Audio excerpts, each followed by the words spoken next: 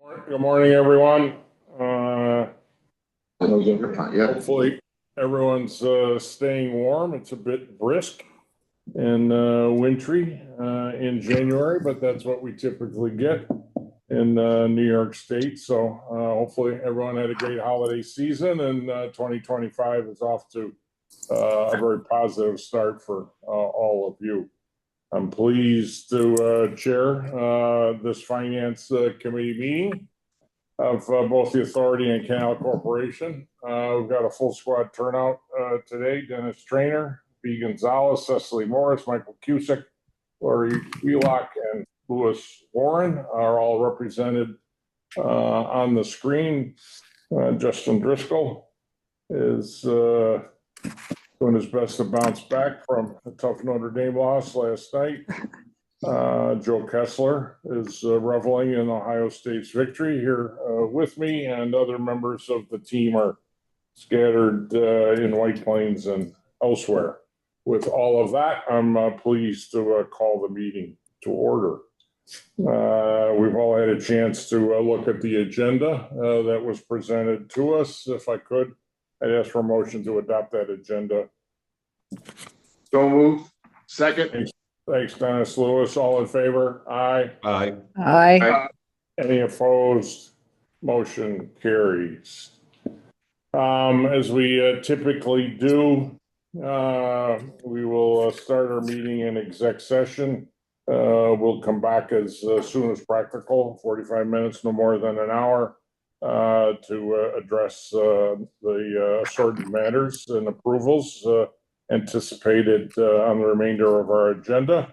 But if I could, I'd ask for a motion to conduct an exec session pursuant to Section 105 of the Public Officers Law.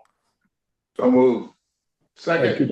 Thank you, Dennis. Lewis, you're on your game there. Well done. All in favor? Aye. Aye. Aye. Aye. Any opposed? Motion carries. We will move to exec session. Thank you very much.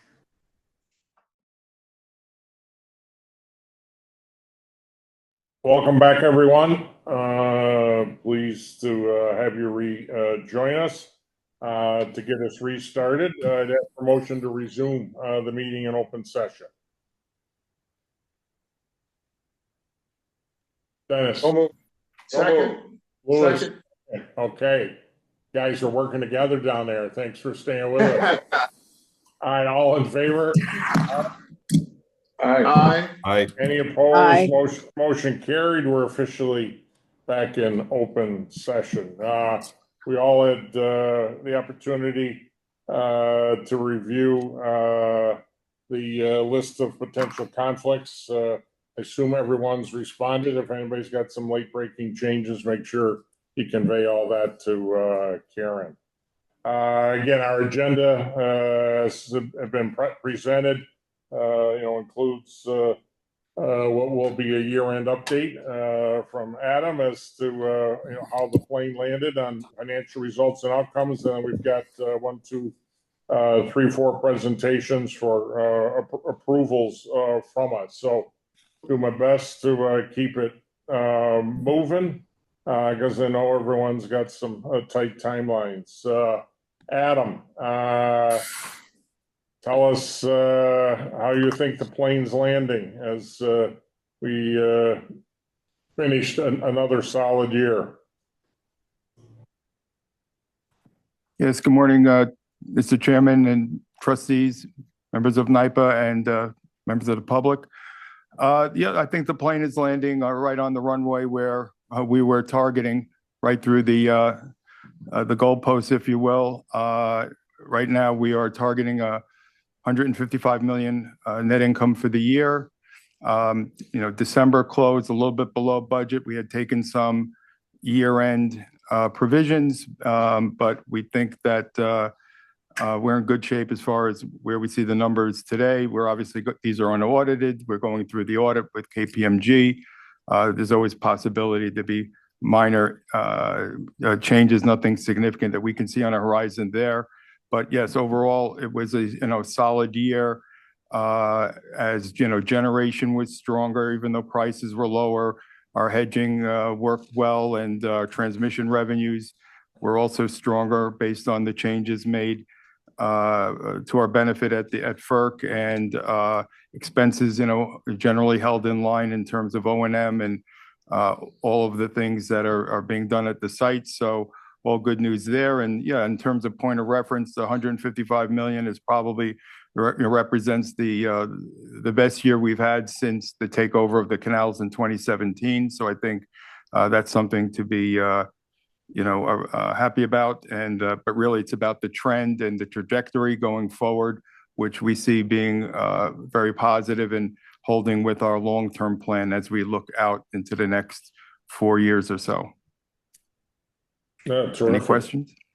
No, terrific. And I would echo the point that, yeah, it's about where we go from here, given all that's on our plate. So kudos to you and the entire organization for a real solid year and a real solid outcome that positions us nicely going forward.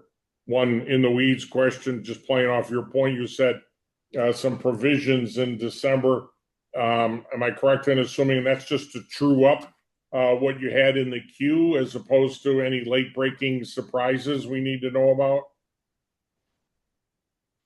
Well, I wouldn't call it late breaking surprises, but we did, learn late in the year that the various tribes had settled and agreed to a settlement with the state, which involved us on the land claims at around St. Lawrence, and our piece of that is, which we had agreed to many years ago, is to pay for $2 million a year over 35 years. That settlement still requires an act of Congress, but in the as far as accounting goes, it's viewed as being a probable likelihood of an outcome. Right, so we booked the liability, we took the provision. That $2 million over 35 years at 70 million is present valued at 26 million. So we did take care of that, and I think that was a positive for us, given the timing, so that we can have this sort of put behind us and have it, already resolved. So I think the timing worked out very well for us. Yeah, that's something that I've heard about for many, many years, right? I mean, we've known that liability was there. So you're just saying as that process has played out, it's now a trigger to accrue it and record it. That's correct. Got it. Okay. Any other questions for Adam on the financials? Again, well done, team, one and all, for a real solid performance in 2024. Okay. Next up, Steve Damsky, ERP, step one of some big initiatives that we heard about through the budget process, and we're off and running. Steve. Yeah, Mr. Chairman, before introducing Stephen, just to set the expectation. So he'll walk us through this phase of it in terms of where we are with SAP, which represents one piece of the overall Luminate project, which is the entire ERP. So this represents all the finance pieces of the project. There are other pieces still being negotiated, which involve human capital management and procurement. Those will be coming back to you in March for those, as those are still ongoing discussions. But we have finished the first major piece, which is SAP. And I'll let Stephen talk about the particulars of that, but we're very happy with the outcome there. Stephen? Good morning. As you may know from the last meeting, our current SAP system is going obsolete in 2027. And so this project is to replace that as well as modernize. So we're moving to the cloud, a lot of other modernization benefits to be able to make it better for NYPA. The proposals were issued on May 1st. We received 10 proposals. They were evaluated functionally across all the parts of finance in this case, including the support services. The winning bidders are SAP, where we were able to, with the help of the team, good dedication from SSM, to actually receive a final 61% off list in order to get to that value, and a guaranteed price for 7 years with no escalations over the course of the years. To support that, we also would like to award to Deloitte as the implementation partner. Deloitte, we were able to negotiate again with the team a good 17% off of their 2023 rates, not their 2024 rates, which is a really good outcome with no escalation from year to year. So we're very, excited about, getting that. This project is going to be replacing everything on the finance side, including our most important part, which we were looking at, was meter to cash from our customer perspective.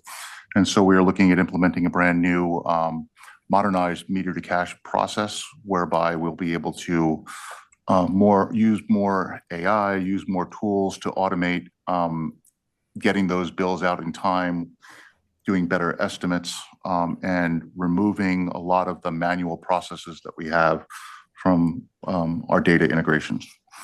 So with that, we are looking to request that these two contracts be awarded. And as Adam specified, we will be coming back in March with the HCM components, which are going through their final bid negotiations.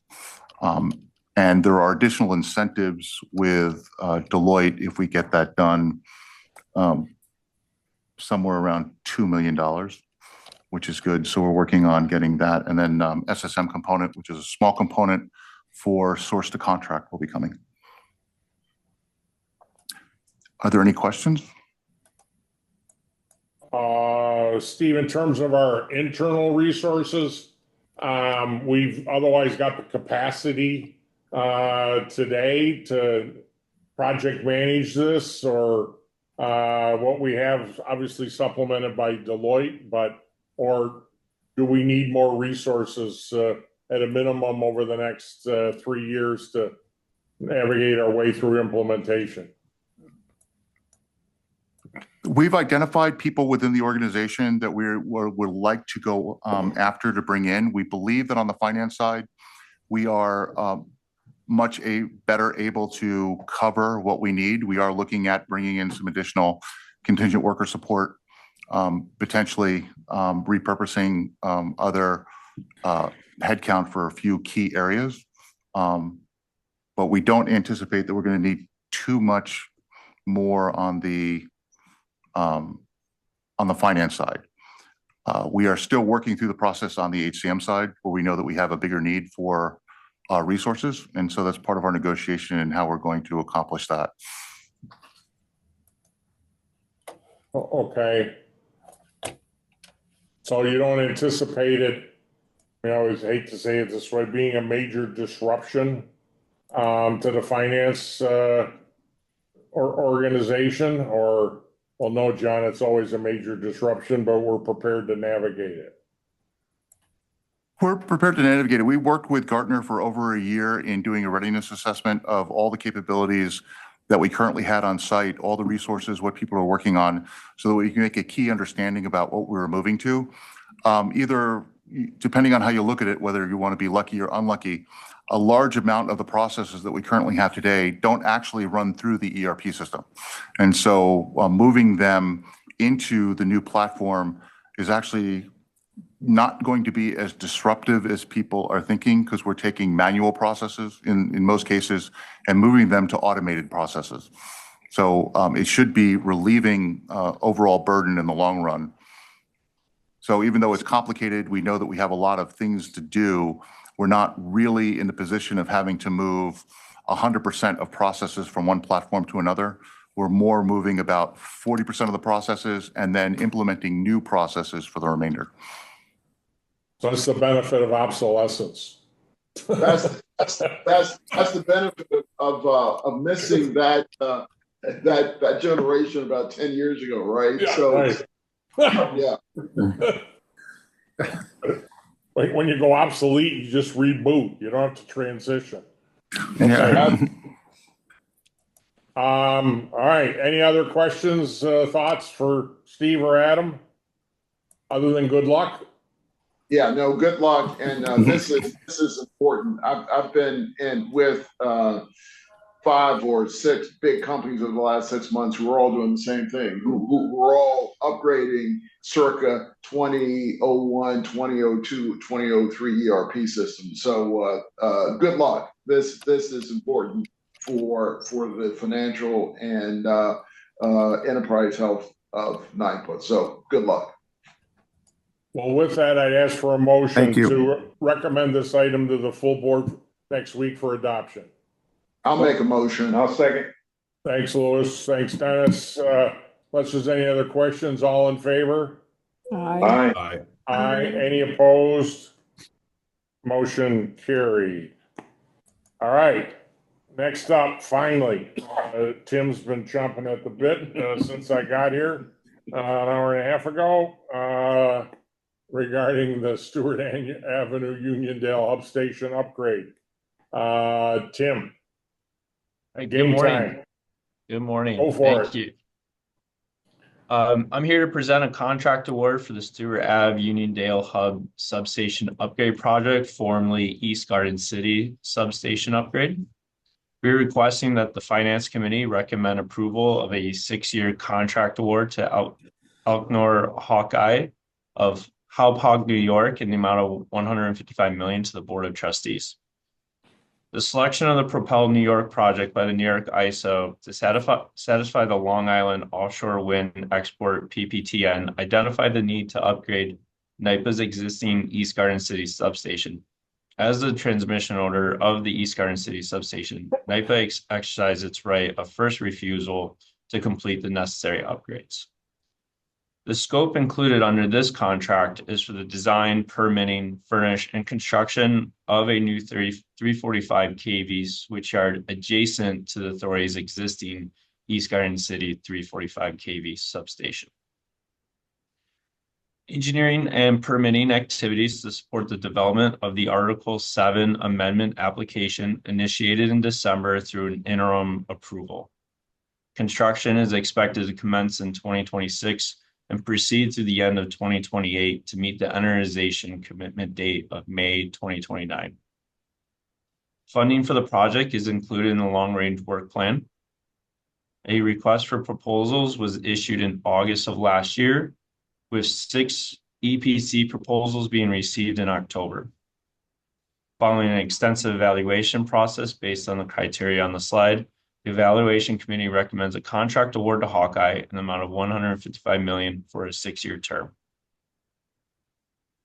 Hawkeye's proposal complies with the RFP supplier diversity goals, 15% MWB and 3% SDVOB.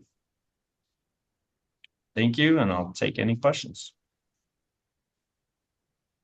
This is another piece of the Propel puzzle, Tim? Correct.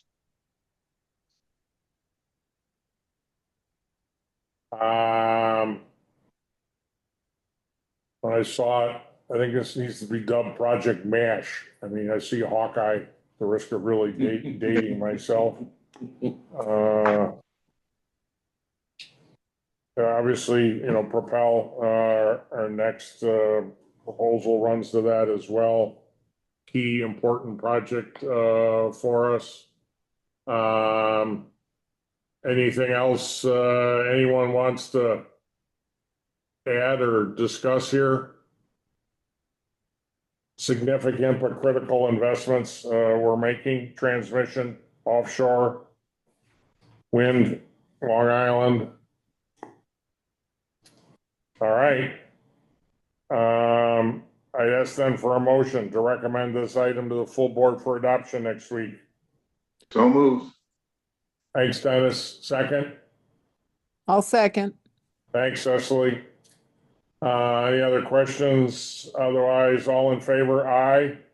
Aye. Aye. Any opposed? Motion carried. Okay, Girish is up, to further the Propel, discussion and ask for some more money. Good morning, Chairman, trustees, NYPA colleagues, and the public. Today we are here to request additional authorization for a release of $100 million off the $500 million for the Propel project. Propel New York was selected as a part of the Long Island public policy transmission need to improve the connectivity of Long Island to the statewide grid to support its growth and just reliability generally in the area. The project itself consists of 90 miles of underground transmission at 345 kV and several new substations. As you may recall, we are partnered with Transco for this project. We did submit as a team the Article 7 for the project in July 2024. That is still under review by the Department of Public Services. We continue to move the project design forward and at the same time have moved forward with Transco the procurement of long lead materials and equipment, primarily cables and auto transformers and shunt reactors. We do have approvals from FERC both on our rate and abandonment incentive. And the money funding request is primarily to make sure that we continue to fund the project on schedule as needed per pursuit with the investment being made by Transco. I'll take any questions. Maybe catch us up on our relationship, the dynamic with Transco. We're happy it's working as well as anticipated. It's been lumpy, bumpy. Give us a little bit of an update, Girish. So NYPA and Transco have pulled together a joint development team. We have a project steering committee, and we do have a number of other groups within both organizations that are working very closely with each other. For the most part, we have been working hand in hand and very well with each other as it currently stands. So nothing that is giving us pause or concern? Nothing yet. Does that imply you're anticipating? Oh, okay, sorry. Well, I mean, it is a large project, and, when you have multiple partners, there's always things that need to be resolved. But for the most part, we don't anticipate any major issues. So this 150, so we'll be 30% into the 500. Your report indicates current status is 2.5%. So what's the timeline? I mean, the expenditure here, we're moving from 2.5 to 30%. We're funding at the 30% level, and the status is at 2.5. Just reconcile that differential for us. Definitely. So the reason it's at 2.5% is primary focus to date has been in doing the engineering and getting, filing the permits and doing the field surveys. And the cost of really doing that work is relatively lower compared to when we start ordering some major equipment and start doing construction. From a timeline standpoint, the biggest long lead item is the underground and submarine cables, which are 3 to 4 years out in terms of the lead time from the time the contracts are issued to the original equipment manufacturers. So from our perspective, we have to put down deposits. We have to book manufacturing slots within next few months. So that is the reason for the higher spend right now versus the overall project status. We do anticipate the completion of the Article 7 determination by DPS in short order, and subsequently we anticipate it taking about 9 months to a year to get the full Article 7 approval before we are ready to go into construction. But then again, lining up all the contracts to get into construction is what is driving a lot of the spend right now. Okay. Questions? We haven't heard from Michael. Any questions here? It's in your neck of the woods. anything? Yeah, the only question I would have is, at this point, is there any feedback from the public or general public on this? Have we heard, is this something that we might get some pushback on? So Trustee Cusick, we have been as a team, both Transco and NYPA, been out there in the local communities in Long Island and Westchester for quite some time. We've had more than 300 interactions with the local politicians and electeds, plus even more with the local public. Overall, there has not been a whole lot of pushback. There still seems to be a couple of groups that tend to oppose infrastructure investments because of the disruption to the community. But for the large part, our comms team and Transco's communications team has been doing a really great job in enabling us reaching out to different groups, including business folks and the local residents with respect to the project. Yeah, and I've gotten some feedback from some of the groups down there that there has been, and I applaud the team for that. You know, the issue also being is, would there be any review board process or anything with these localities? I know we talked earlier about processes being sped up. Is there any community board process or any municipality processes that have to go through? Trustee Cusick, depending upon the different ordinances the towns have that may not be covered under the Article 7 approval, we would be working with local towns on that. We would also we've also presented to a number of their planning boards. We would continue to update them on our progress. In addition to that, we do anticipate that the Article 7 process will primarily happen through the DPS office in Long Island. So a lot of the local community will be very heavily involved in there. Thank you. Cecily, B, Lewis, Dennis, Laurie. I don't know if Laurie's still with us. Anybody else? Just one question on sort of the funding. So $50 million, this request for 100. When do you think, Girish, is it a 2026 event when the next funding level, is there another 100 out of the 350 that, I mean, do you have a schedule that you guys have modeled out in terms of when you think the next, this is Q1 2025, when do you expect the next 100 to be allocated? We anticipate coming into Q2 of 2026 for the additional funding. Okay, that's helpful. This discussion has been very helpful, by the way. This is an important project to Trustee Cusick's point of view. Just ensure you keep talking to all the organizations on Long Island. No matter how much you talk to them, you're going to have to talk to them more. That's Nassau and Suffolk County. That's my own advice. Definitely. Thank you. All right. I appreciate that engagement and input. Unless there's anything else, I'd ask for a motion to recommend this item to full board for adoption next week. So moved. Thanks, Dennis. Second. Second. Thanks, Michael. Appreciate that. Again, unless there's any other questions, all in favor? Aye. Aye. Any opposed? Motion carried. Terrific. Thanks very much, Girish.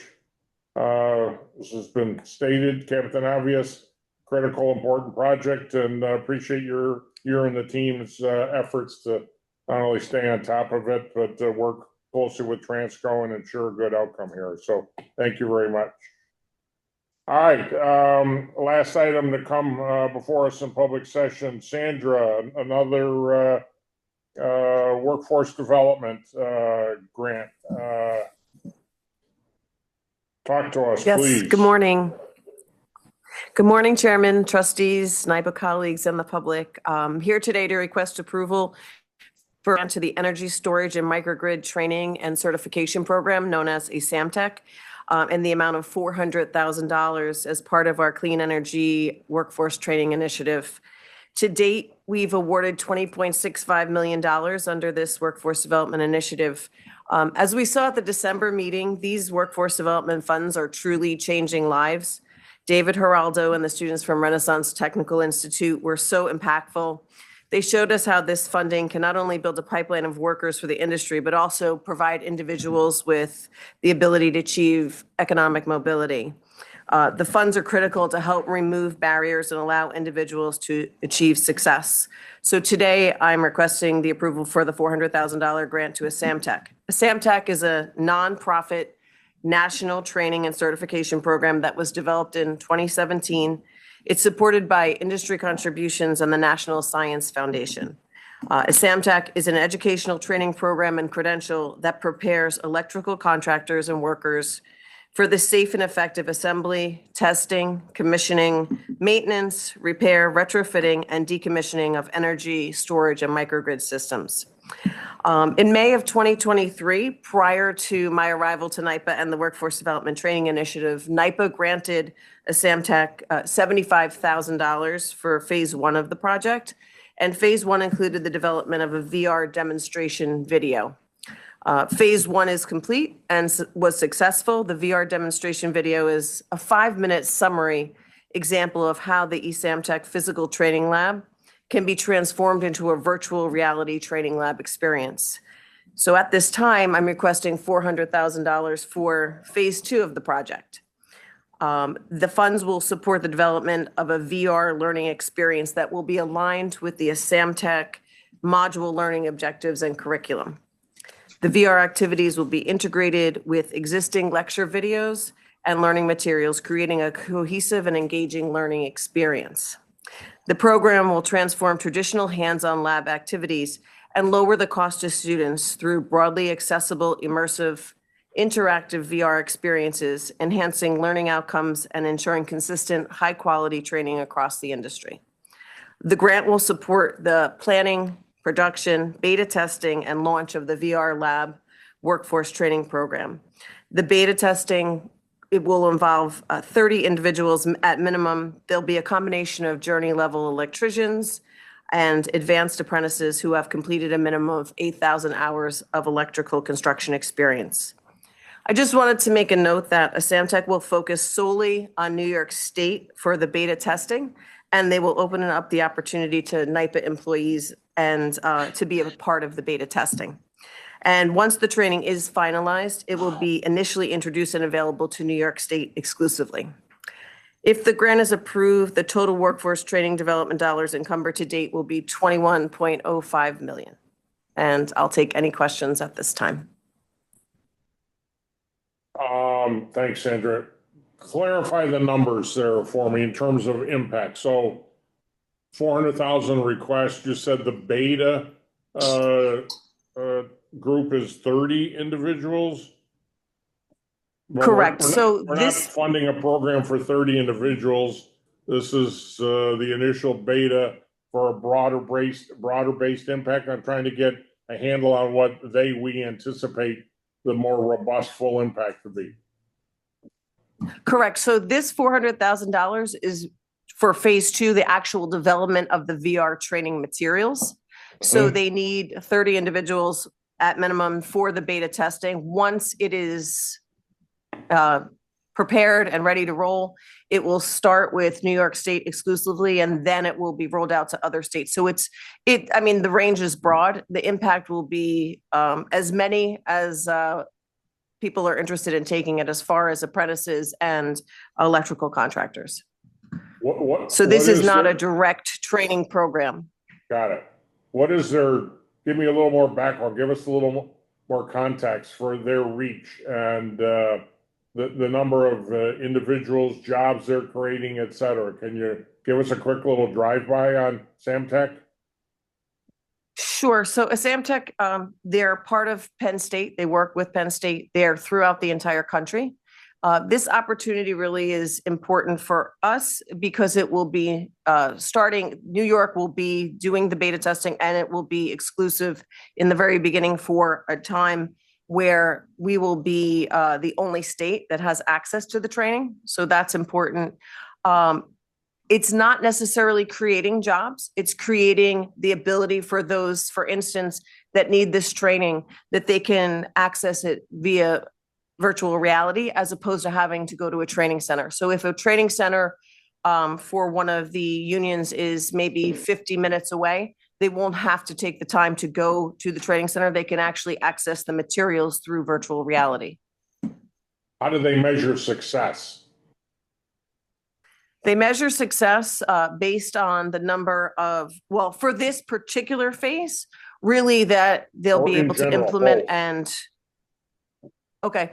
So for phase 2, the success will be the completion of the actual materials and the VR experience and making sure that it is consistent.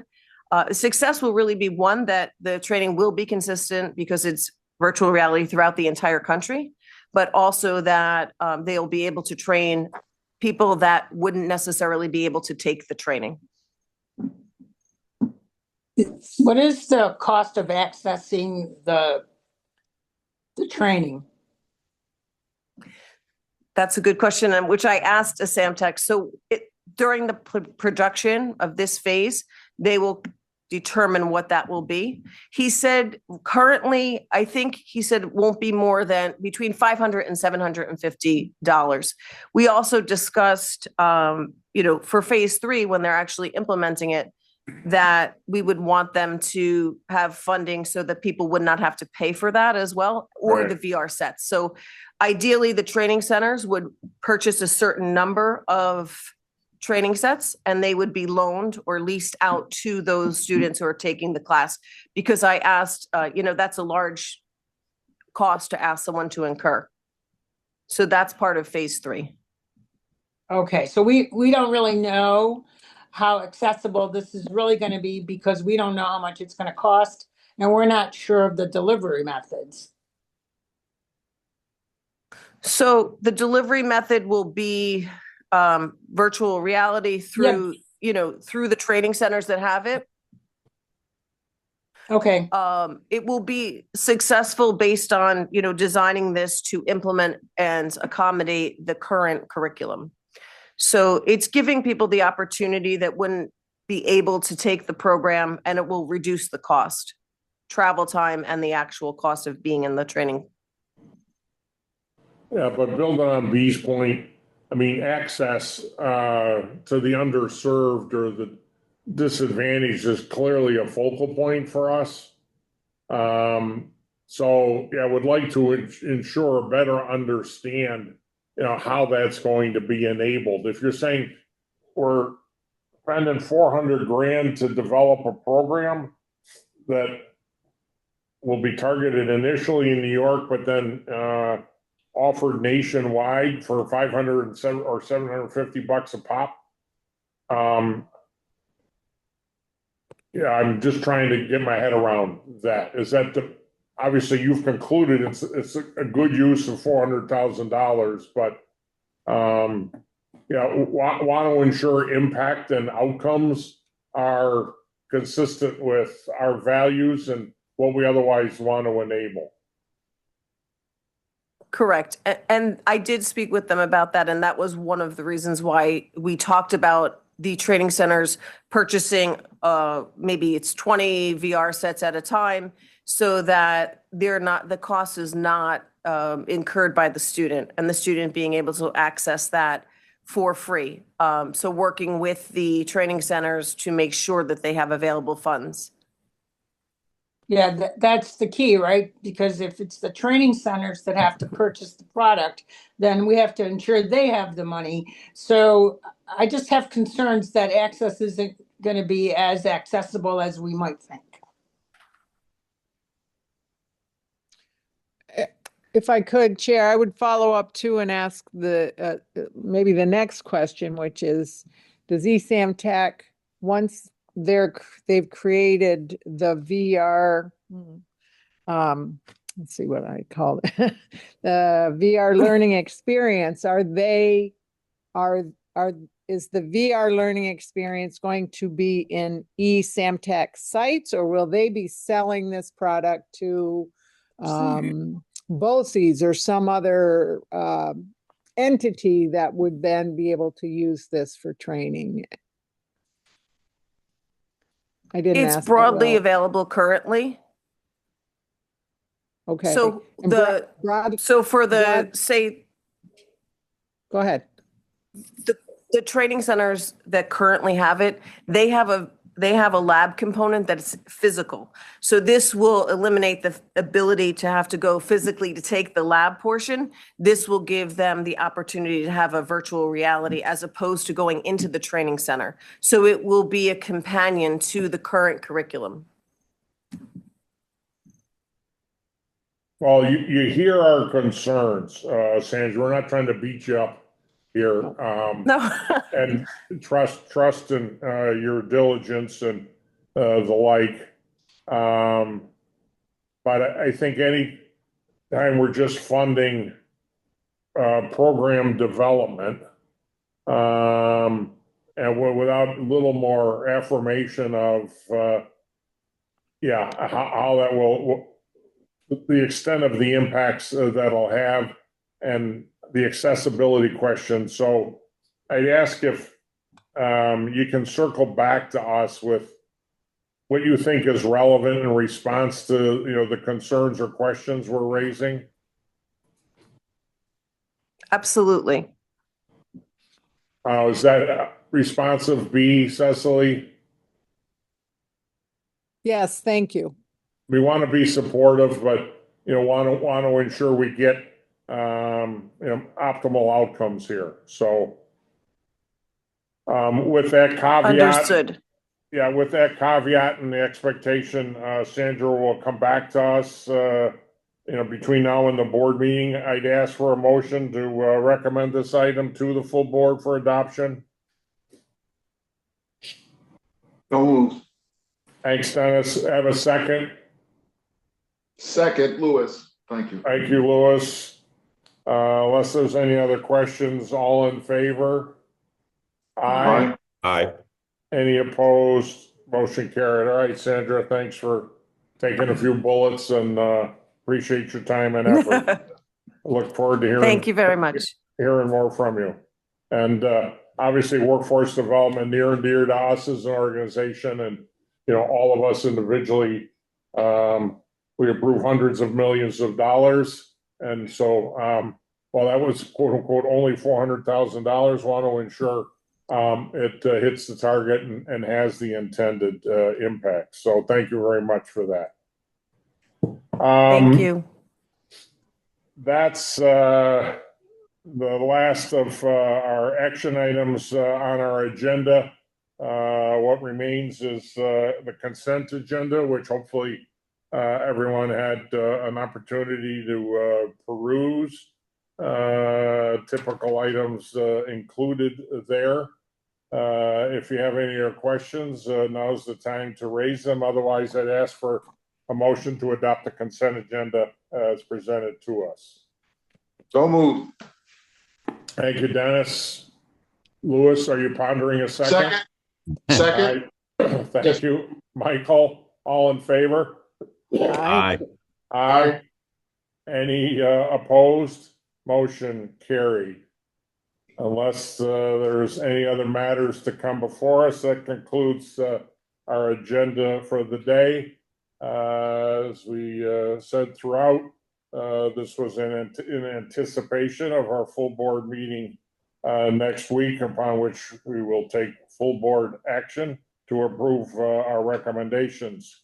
Otherwise, thank you very much, one and all, for your participation this morning. Thanks to everyone who joined online with us. Our next scheduled finance committee meeting is in a couple months, middle of March, March 18th, per my notes. And with that, I'd ask for a motion to close and adjourn the meeting. So moved. Dennis, keep stringing them. All right, Lewis, back to back, bumper to bumper. All right, good work. Second. All right, all in favor? Aye. Any opposed? We are adjourned. Have a great day, everyone. Stay warm, bundle up. And Bills, go go Bills. Bills. Go Bills. All right, Take care, thanks very much, everybody. everyone. Thank you. Have a great day. Safe travels, Justin. Take Bye-bye. care. Yeah, thank you.